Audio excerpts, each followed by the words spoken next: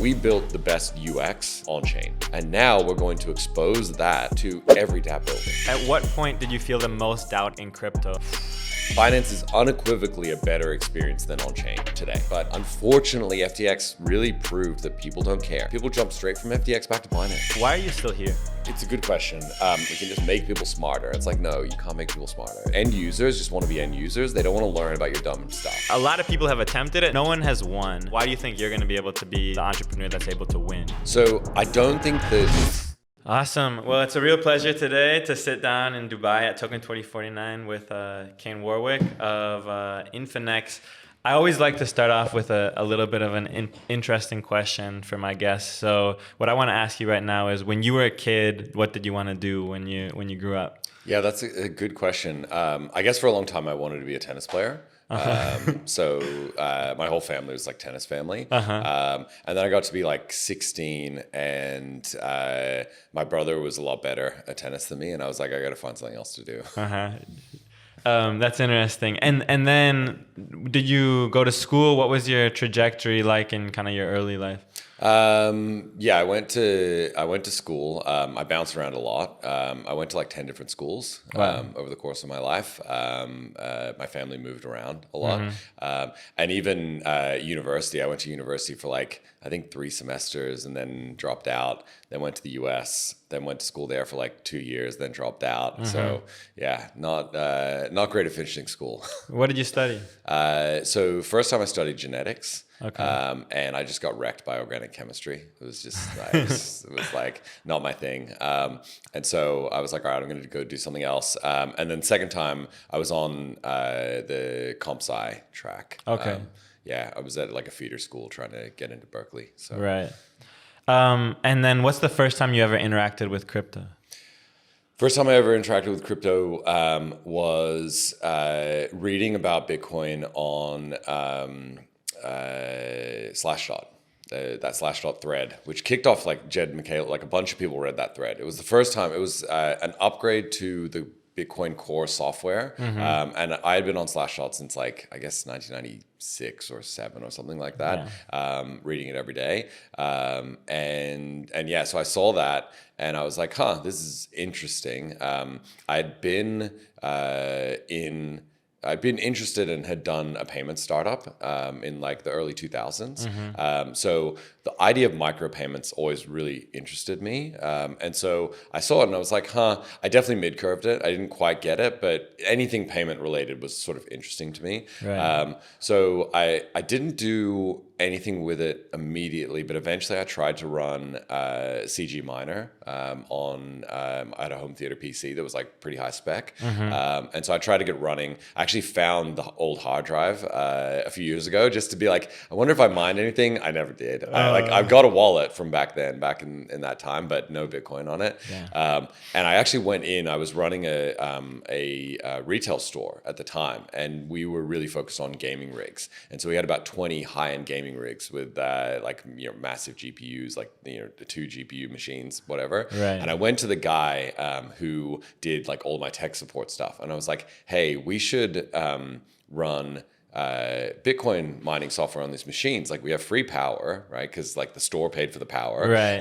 It wasn't really free, but to me it felt free, right? I was like, we got free power, we got a ton of machines. We had like, I think 150 grand worth of like gaming rigs just sitting there. Right. And he's like, look, like we could, but I'm already running web cracking software on them. And he was like a war driver. And so he lived in this giant apartment complex and had like an antenna that he would just like point it all and like crack the web passwords. And I was like, oh, that sounds fun too. And then I just never did it. So yeah, definitely missed opportunity. Yeah. Multi-million dollar opportunity lost out there. Yeah. And then when did you first kind of start to play around with building in crypto? Yeah, so the first time that I did like anything building related was setting up Coinbase Commerce. So I had an e-commerce site. We were spending a ton of money on fraud prevention, ton of money and time, right? Like we had a whole like operational process for when someone would buy a MacBook, because we were selling high-end audio gear. So someone would, hence me asking about the monitors here, right? So someone would come and say, hey, I want, like an Apollo and a MacBook and blah, blah, blah. But oftentimes they were fraudulent transactions where, it was the stolen credit card or whatever. And so I was like, I really like the idea of, for high-end things, forcing people to buy stuff in Bitcoin, because then no chargebacks, right? Yeah, it's bearer asset, and so we set up Coinbase Commerce, and I, for the longest time, didn't think that anyone ever used it. I thought that we had like no traction, and then I had an old phone that I was looking for something on, and I happened to search in the iMessage history Bitcoin. And this message pops up from 2013 between myself and my brother, who was Kieran from Alluvium, who was kind of monitoring all of the sales. And he's like, someone actually paid in Bitcoin. And I was like, wow, I totally had forgotten about that. Like that just like the whole thing just, I missed it. And so I was like, wait a second. And so then I went to the Coinbase people that I know, and I was like, do I have an account? Like, can I recover this? And they were like, no, it was non-custodial. The first version of Coinbase Commerce was non-custodial. So you had to set up. So somehow, someone paid with Bitcoin, and that Bitcoin is in the ether somehow. In the hands of Brian Armstrong now. Yeah. Well, no, because like we literally set up a private key ourselves apparently, and it was non-custodial. It was non-custodial. Oh, yeah, okay, the first version Sorry, of I was like, Coinbase Commerce was non-custodial. I don't even remember. Anyway, it was a long time ago. So yeah, so that was some amount of Bitcoin. I mean, it's 2013, early 2013. So, our average order size was like $1,000, maybe 1,500. So if someone paid with Bitcoin, it's probably like 10, 15 BTC. So yeah, that's another painful one. Yeah. I think a lot of kind of early people in the crypto have all these stories. And really, like anyone in crypto has these stories of, missing out on 100K, dumb stuff. 7 figures or whatever. Yeah. And then like, I want to tell a little anecdote to the audience here. We were taking the elevator up to the studio right now, and the doors on the elevator got stuck. And like 2 seconds later, Kane was prying the doors open up with his hands, and I made a comment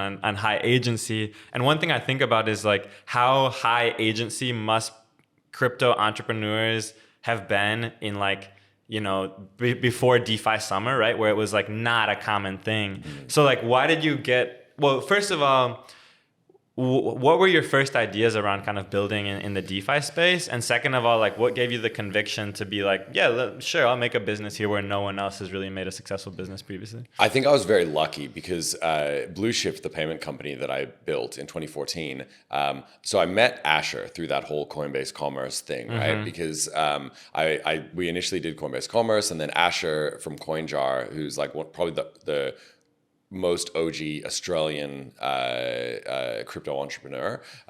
He lives in London now, but so he had started a wallet called CoinJar.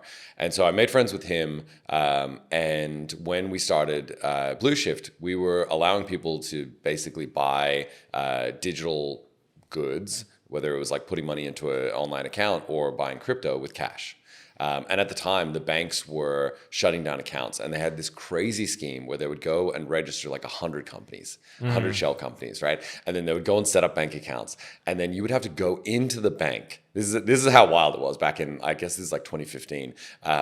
You would have to go into the bank and pretend to be the person who was like responsible like for that operator, the operator, and be like, hello, I need to deposit $5,000 into my account, please. And like they had a whole thing of like how they would tell you to do it, and like it was probably pretty bad. But anyway, I was like, listen, we can solve this for you, right? Because we have a network of, at that time, about 1,000 agents, and they had a real bank account that was really theirs. And if you gave them cash, like any float, they would just bundle it all up into a thing and take the float of 10 grand or whatever for the week and deposit it into their bank account, which was really their bank account, so it wouldn't get shut down. And so we started doing that, and it was really slow. Like I think 2016, we did like for the whole year, like $1 million in transactions or something. And then in 2017, by the time we got to like August, we were doing $30 million a month. In deposits. It was just wild. And so I had kind of seen this growth, and I was like, okay, all through 2016, it was just like growing. and I can't see an exponential growth curve and not go, wait a second, there's something here, right? Right. So 2016, my wife and I just had our daughter, and I was on sabbatical for a couple months, paternity leave, and being insane. Instead of just like sitting there and like chilling, I was like, this crypto thing, I feel like I need to like figure something out about it. And we had definitely seen the impact of like volatility between cash and settling transactions and stuff. And I was like, stable coins are a big deal. I didn't like Tether. I didn't like the model for centralization reasons. I was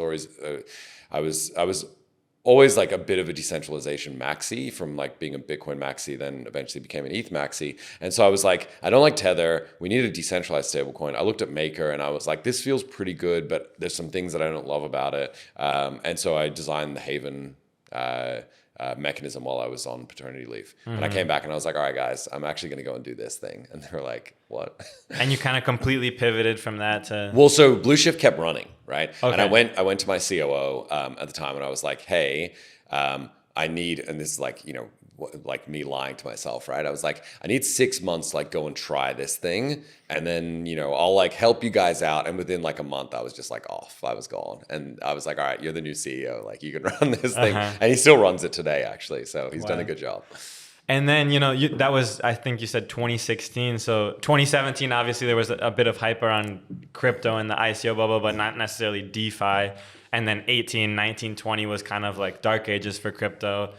Kind of what were you doing, and then what had you kind of maintained conviction through that time period? Well, I think one thing that is interesting is while DeFi was definitely not a narrative, right? Like the term hadn't even been coined at the time. Stablecoins were. So there had been a number of large stablecoin raises, both stealth ones and public ones. So Basis had raised 150 million. Right. And so, my conviction around stablecoins being impactful was very much validated by the market at that point. I was like, all right, cool, let's do this. Okay. And so it wasn't DeFi, but it was like pseudo DeFi. It was the first wave of DeFi. That gave me confidence that it was. My view is always, and I tell this to like all of the founders that I work with, is going against the narrative is almost impossible. Like, the number of founders who've been able to go and do something that is like very counter to whatever the prevailing narratives are is very, very hard, right? The middle ground is like you're in your own lane. There's no narrative headwinds or tailwinds. It's just kind of neutral. That's also hard. If you can go with tailwinds, right? If there's a narrative tailwind and someone has just, raised a bunch of money for a particular thing, it just makes your life so much easier. Every conversation's easier. It's easier to recruit people. It's easier to raise capital. And so I always say to founders, yes, you can. It's a hard enough thing starting a company, right? So yes, do whatever you want, right? But at the end of the day, like it's really negative EV to be like, no, I'm going to be super contrarian and go and do this thing, which is directly counter to what the prevailing narrative. Yeah, it'd be like if AI is like super. It's going crazy, right? And you're like, I'm going to go back to like LLMs, and you're like, no, machine learning is really where it's at. And it's like you could be right, but the odds that you succeed against all of the prevailing kind of headwinds are very, very small, and it was already small to begin with. It's interesting. Your contrarian advice is like to not be contrarian. Yes, yeah, exactly, yeah. And really, I think a lot of people like contrarian. And maybe it doesn't make a lot of sense, but you want to be able to make contrarian bets, but it doesn't mean it's necessarily the right bet for that particular person. Like VCs want to do it. Yeah, so it's great for VCs, right? Like it's not surprising the VCs are like, yes, do contrarian things, but the problem is that as a VC, you basically have this basket of plays that you don't really care if any of them in particular. But as a founder, you're like pot committed. You're not. You're all in. Yeah. You're all in, right? So if you go do something that like is even slightly negative EV, it's going to be painful. What other DeFi builders did you admire in this time period, and what was like the kind of DeFi community like? Well, it's funny, like Rune and I had a funny relationship going all the way back to like DevCon 3. So there was this event and we all got like split off, right? There's like 50 people and like a lot of them were like DeFi founders and stuff. Right. And we got split off and it was a thought experiment of like what, and this is like wild, of course, like crazy Ethereum shit, right? It was like, what could we do for the Spanish separatist movement today using decentralized technology, right? And I was like, nothing, like give them guns or something, right? It was wild, right? And you know, I wouldn't say I'm like the most pragmatic person, but I was definitely one of the most pragmatic people in that room at that time, right? In 2017.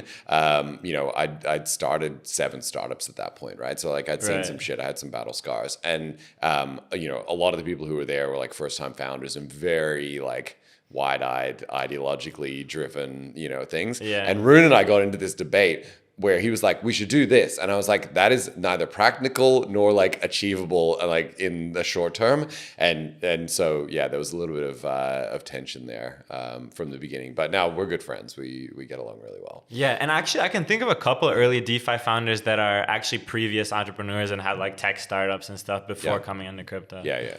Do you think that has kind of been a differentiating factor for you as an entrepreneur? I mean, yeah, like there's been positives and negatives, right? I think one of the challenges for me is I had expended a lot of energy before I got into crypto, right? Being a founder for so long, so many different startups, it takes a toll on the body, right? You know, it's like an athlete or, you know, you see a fighter, right? They hit 38, 39, 40, and they just aren't as good. It's really hard to maintain that because in order to get to the peak of, you know, whatever it is, whether it's boxing or MMA or whatever, they have to have just had the shit beaten out of them for like 20 years. Right. You can't get there. And so the cumulative impact of all of that is quite bad. Right. And so I definitely felt for me that, you know, those battle scars gave me some very practical, pragmatic skills that I'd acquired that made it, you know, easy for me to like jump into crypto and be successful fairly quickly. But it just meant that like I struggled with the like, you know, all in 24/7 mode again. And yet here I am, another startup. So I don't know, I'm insane. Yeah, we'll get into that in one sec. I do want to ask you at what point did you feel the most doubt in crypto? It was my daughter's birthday in 2018. So she's born in December, and it was her birthday, and everyone we were at this park in Sydney, and you know my whole family's there, or whatever. And this was the day that ETH dropped under $100 again, right? The you know double-digit shitcoin day, right? Arthur Hayes' comment, his classic comment, and it was like the meme, right? The guy standing at the corner of the party that's like, they don't know. They don't, and I was like, they don't know that the world is imploding, right? And it really felt like that. It felt doubly bad for me because I had, you know, I'd had a couple of semi-successful startups, but nothing with like really breakout success. And so the fact that we had raised $30 million in, you know, early 2018, and you know, our treasury management was not ideal. We, you know, particularly I was very bullish on ETH. And so I said, okay, we will sell down about half of it into stables, right? And then we'll keep the other half in ETH.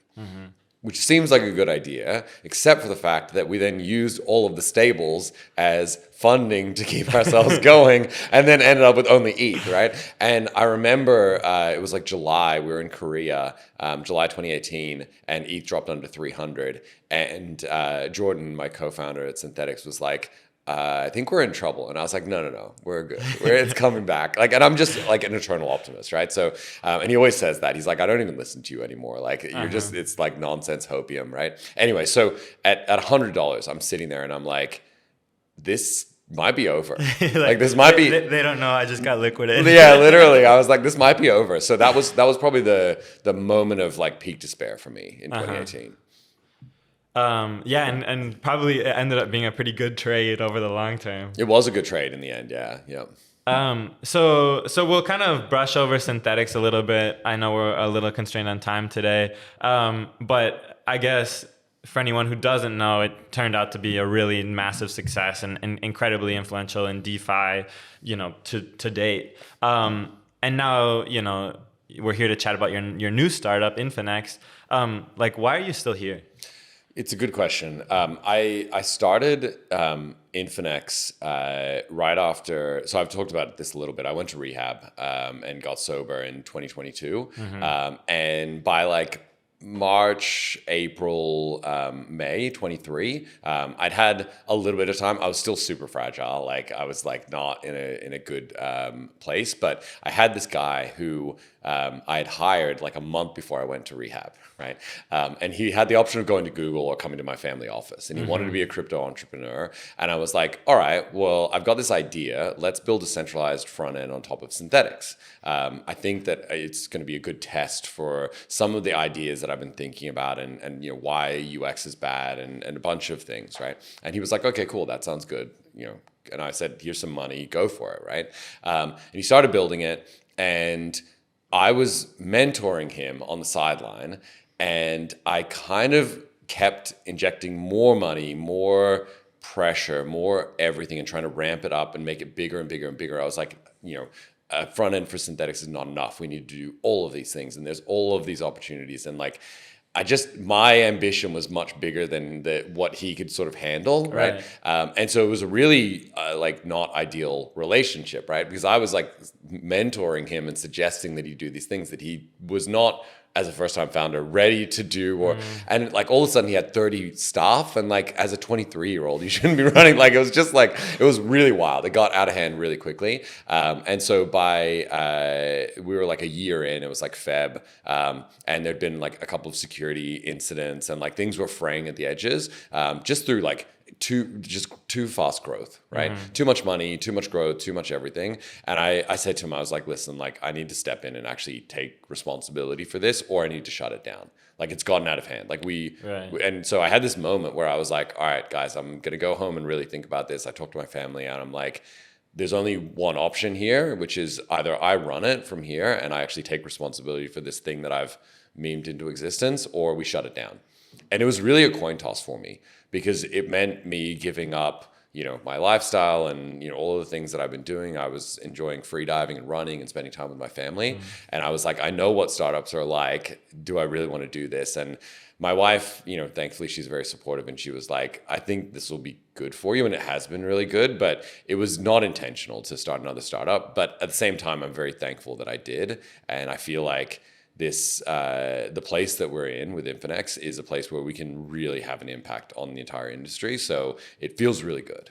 Yeah, it's interesting. I just talked to Andre Cronje a couple months ago, and he's kind of building his own version of the DeFi Super App, kind of his solution to what he thinks a lot of the issues in DeFi are. Why do you think kind of you two DeFi OGs have kind of converged around the same kind of type of business? Well, I think everyone has, right? Anyone who built in DeFi, in the early days, was very incentivized to build for enthusiasts, build for ideological reasons. You asked the question of how did you guys get all of these DeFi people? Where do they come from, right? There was a lot of adverse selection, if you think about it, right? For you to turn up in crypto/DeFi and want to build something in 2017, some shit had to happen to you, right? Yeah, you didn't just stumble. Philosophically. Yeah, you didn't walk out of Harvard Business School and be like, all right, DeFi, let's go, So I think that we were all in there for weird reasons, and came from weird places, and we were building for ideological reasons, and we got to the point where we hit a ceiling, and we all felt it, and we didn't really know what to do, because we had been so successful building for enthusiasts, right? And a lot of us, including myself, thought, let's just make more enthusiasts. The issue is education, and there was this whole arc in 2021 of like more education. We can just make people smarter. It's like, no, you can't make people smarter. It's just not like end users just want to be end users. They don't want to learn about your dumb stuff, right? And so we all individually started looking around and going, what, whether it's Robert Leshner and even Hayden, right? Hayden has gone, well, immutable contracts, but what about like a centralized, mobile app that we control? And like, everyone's kind of realized that like we left part of it out, right? We didn't really we didn't cross the chasm from enthusiast to the world. We never really got there, and centralized exchanges are still dominating. And so I think all of us collectively looked around and came to really the same conclusion, which is we need to do something about the user experience of on-chain. If we can't fix the user experience, then we're never going to get mass adoption. Mm-hmm. Yeah, I almost think that like we gave... And retail is kind of thrown around a lot, but we gave, like in 2020, 2021, there was a massive onboarding of retail users, and they kind of knew what they were doing, but they were willing to experiment. And I think a lot of them lost a lot of trust, 2021, 2022, FTX, Luna. And it's a bummer because I think it's like a hard path to win all those people back, but they could have been such a good kind of base. They could have and would have, I think. But even still, a lot of those people were on FTX. They were in centralized exchanges, right? It's only this cycle that we really got like the Solana trenches going, right? Right. The Solana trenches were like DeFi in 2018. There's like 15 people, right? PvPing each other, right? Like it was not a big movement in the trenches, even in those early days. It was people trading on FTX, YOLOing perps, and it was a very niche community. This cycle, though, it blew up. Right. And you did get people, the UX got good enough that people could get onboarded into the trenches, and, people were using Photon and BullX and a bunch of different tools to trade and snipe and run bots and all kinds of things. So, but, the types of people we're talking about who are like meme coin trenchers, they are not end users. They're different to the ideological users we had in the early DeFi days, right? They are very financially motivated traders. They're not someone's grandmother. Like no one's grandmother's in the trenches, right? Like you need to do something different for that user. It's not to say that people's grandmothers don't own crypto. They do, but they own it on Coinbase and Binance if they do, right? They're not in the Solana trenches running, Solflare. And do you think that, I guess you kind of touched on it, but do you think the centralized experience or centralized exchange experience today is good enough for like the grandma? It is unequivocally good enough and better enough and dominant over every other solution because it is the best experience that you can have as an end user. Like Binance is unequivocally a better experience than on-chain today. It just is. Now there is a trade-off, right? The trade-off is you have to hand over your keys. So it's not your keys, not your coin. But unfortunately, FTX really proved that people don't care. People jump straight from FTX back to Binance. This is like the best opportunity for us to test in real. It was a very good natural experiment of, do people care about self-custody and decentralization? And the unequivocal answer was they do not care at all. So given that context, right? Like, what so can how do you an beat app them? like Infinex do? How do you beat them? Exactly. Right? Yeah. So it sounds hard, right? Because even if you replicate Binance, like pixel for pixel, right? And it's non-custodial, the non-custodial thing makes it 10 times harder, but no better for Jimmy's grandmother, right? She doesn't care about that. And so pixel for pixel replication of all the features, all the UX and every aspect of Binance, you still stay on Binance. So the question is, what can we do for those people to give them more functionality? Because that's the only thing that wins. You have to give them 10x more functionality. And the answer is 100% there. The longer tail of tokens, better yield opportunities, access to different launch pads and other things, which, even if you're not a trenchist, are still interesting, especially on the yield front, right? The yield curve on Binance goes to like 8%. And then it's capped out or whatever, right? The yield curve on chain goes to like 80 trillion%. Now, somewhere on that yield curve is the spot that you want to be. 80 trillion% might be too much, right? But 8% is probably too low. So what about, 25%, 50%, 70% APY? What if you want to LP with your USDC and ETH, right? And you're happy to take some impermanent loss because this is your fun money and it's only 1% of your net worth, and you want to try and max, grow that, right? Well, 8% is not going to move the dial on 1% of your net worth. But 67% with some, really long tail stuff, maybe that moves the dial a little bit more. So giving people exposure and access in a simple way to all of the different things that are available on chain is the way that you win, because it's based on features. It's not based on ideology. I think kind of maybe in the last couple of years, we've seen this shift to kind of curated experiences, right? Like I can think maybe Pump Fun is, you're not creating your own token, you're not making your liquidity pool. They're making kind of a lot of assumptions for you. And to some extent, I think centralized exchanges are like this, right? They have your list of tokens. You can't buy any shitcoin, right? Yep. I think, though, you're probably leaning towards like a more open universe. Why do you think that's the winning way? More open, but not perfectly open, okay. Right? And certainly like by degrees, right? So what we just released yesterday, or what we announced yesterday, is Infinex Connect. Infinex Connect will allow existing people, this is not the new end user, right? But existing people who are already using a couple of dApps a week to have a much better experience of using dApps. Much better. You don't have to have multiple wallets. You don't need to be bridging yourself. Like you've got built-in bridging, you've got a bunch of functionality that's built into the dApp now that makes a dApp better. And we have not been able to improve the UX on dApps at all since MetaMask. When MetaMask came out, it was so successful, it created this gravity well that no one was able to escape, and everyone had to conform to the MetaMask APIs. They had to conform to the same interface of how we sign transactions, how we broadcast transactions, and even embedded wallets do it. They're just a single instance of MetaMask like dumped into the browser.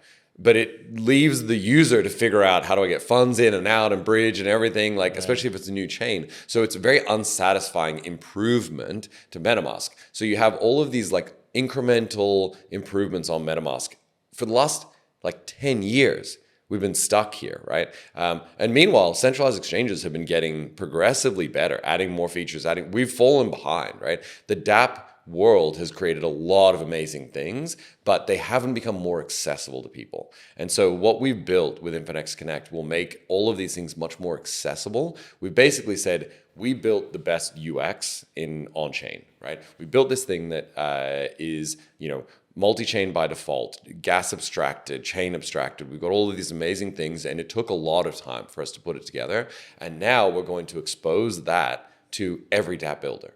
So you can, by default, build something that feels like Infinex, which is what everyone wants, in your own dApp. And that is a massive, massive improvement, because all of a sudden, someone can easily get onboarded with a passkey. They don't need to have a seed phrase. They can easily bridge their assets from one chain to another. You want to go to Mega ETH and you've only got Sol? Easy. No problem. That's not an easy thing today. If you've got, Phantom and Mega ETH launches, you need a new wallet because Phantom's not going to support it. You need to get your Sol or your USDC across there. So you got to go and find a bridge, work out a bridge that has gas that, you've got. Like it's a non-trivial exercise for people. So the onboarding of people into new ecosystems and the ability to allow people to build better dApps is going to be a huge shift for us, I think, in the next 6 to 12 months. So I think that's one of the biggest parts of this recent announcement is kind of like the SDK. How do you envision apps to exist on top? Will it look like a part of Infinex, or is stuff how is stuff gonna integrate essentially? So for those of us who are quite old, right, we remember the original 2007 iPhone announcement, and Jobs talked about the fact that we're going to build apps, right? So they partnered with Google Maps to take the Google Maps API and wrap it into an Apple Maps wrapper. It was a first-party app. So they took something that existed outside of the Apple ecosystem, brought it in, wrapped it, made it a nice packaged thing, and made it available to people. He was like, I don't want anyone's shitty software to touch my beautiful, amazing phone, right? 18 months later, they capitulate because that just doesn't scale. You can't go out to every single service and wrap their APIs into your own little pretty app for, designed for your phone. Right. So they made the App Store, but they still continue to have first-party apps.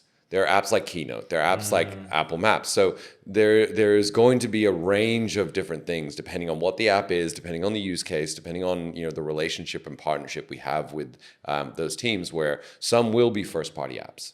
Some will be second-party apps where it's someone else's thing, but we wrap it, right? And some will be pure third-party apps that you can just take your account and connect to.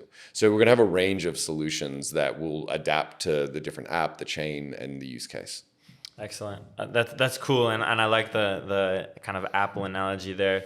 The last question I have for you is, people have been talking about kind of like a DeFi Super App, or there's a lot of different kind of angles at this. DeFi prime brokerage, universal exchange, cross-chain exchange, whatever, right? However, a lot of people have attempted it. No one has won. Why is this, and why do you think you're going to be able to be the entrepreneur that's able to win? So I don't think that we will win in a winner-take-all sense, right? Okay. If you go to the conference today and walk around, there are 1,000 booths for 1,000 centralized exchanges, and they're all profitable. Mm-hmm. They're regionalized, or they've got specific on-ramps or off-ramps, or they're global, or they're focused on a specific product or whatever, right? There are so many centralized exchanges that are, in the market today that are profitable and growing, right? If we are going to transition from the centralized exchange era where you have great user experience, but with this harsh trade-off of custody, right, that you have to hand over custody, to a new world, and it's taken us a while to get there, like a decade and a half almost, of living inside of someone's database, right? If we're going to break out of this centralized exchange era and get into an on-chain era, then it would be really weird if there was one there isn't one centralized exchange. Right. There are going to be regionalized solutions, right? Like, we're probably not going to be able to be as dominant as some, team of Vietnamese entrepreneurs that are building like the regionalized Vietnamese on-ramp that like has the look and feel that their users want. There's just going to be a range of solutions. So we will transition away from centralized exchanges, and they have seen it. They're trying to move into this hybrid mode, whether it's OKX, with their DeFi wallet, or Binance with Smart Chain, or Coinbase with the Base network, right? Every large centralized exchange that has the resources and is sophisticated enough has realized that this is where the world is going. This era is ending, right? And they need to start to hybridize and get to a point. So over the next 5 years, I think we will see centralized exchanges become hybrid on-chain, off-chain platforms. But as we know, the pure play almost always wins, right? Mm-hmm. And so new people that start from scratch and say, we're going to build this as a pure play, on-chain play, will almost always win. But there won't be one winner. There'll be 5 or 10 or maybe 1,000. It might end up being very similar to how we, are today with centralized exchanges, where there's a dozen in any different country. Phenomenal. Well, I think that's a great note to wrap it up on. Thanks so much for your time, Amazing. Kane. Really appreciate it. Thanks for having me.